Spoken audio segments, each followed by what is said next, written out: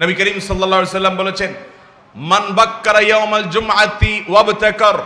যদি কেউ জুমার দিন আগে ঘুম থেকে উঠে, ভোরে উঠে আগে আগে মসজিদে যায়, ওয়াগাসসালা ওয়াগতাসাল, সে উত্তম রূপে গোসল করে, ওয়ামাশা ইলাল মসজিদে, এবং মসজিদে পায়ে হেঁটে যায়, ওয়ালাম ইয়ারকাব, কোনো বাহনে চড়ে না, ওয়াদানা মিনাল ইমামে ওয়ালাম ইয়ালগু, এবং ইমামের সবচেয়ে কাছাকাছি গিয়ে বসে আগে আগে যায়, আর কোনো অনর্থক কথা বলে না, মনোযোগ দিয়ে খুতবা শ্রবণ করে, খুতবার সময় কথা বলে না, কোনো কাজ করে না, মনোযোগ দিয়ে খুতবা শ্রবণ করে। এই চারটা কাজ যদি করে, আবারও বলছি চারটা কাজ, মান গাসসালা ইয়াউমাল মান বাক্কারা ইয়াউমাল জুমআতি ওয়াবতাকার, জুমার দিন যে আগে আগে উঠে, ভোরে উঠে এবং আগে আগে মসজিদে যায়, ফজর জামাতের সাথে পড়ে, জুমা আগে পড়ে, আগে যায়, এবং গোসল করে উত্তম রূপে, মসজিদের দিকে পায়ে হেঁটে যায়, কোনো বাহনে চড়ে না, আর ইমামের কাছাকাছি যেয়ে বসে, কোনো অনর্থক কাজ করে না। এই চারটি কাজ যদি কোনো মানুষ করে,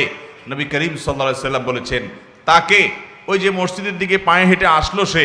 প্রত্যেক কদমের বিনিময়ে, যতগুলো পা ফেললো সে, প্রতি পায়ের বিনিময়ে, প্রতি কদমের বিনিময়ে 1 বছর রাত জেগে তাহাজ্জুদ পড়া এবং দিনে রোজা রাখার সওয়াব আল্লাহ তাআলা দান করবেন, শুধু এক কদমের কারণে। তাহলে আপনার বাড়ি থেকে যদি 100 কদম মসজিদের দূরত্ব হয়, তাহলে আপনি এই চারটা শর্ত পূরণ করলে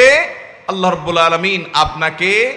100 বছর ইবাদত, রাত জেগে ইবাদত, দিনে নফল রোজা রাখার সওয়াব দিবেন, যেটি আমাদের দ্বারা কোনোদিনই পালন করা সম্ভব নয়।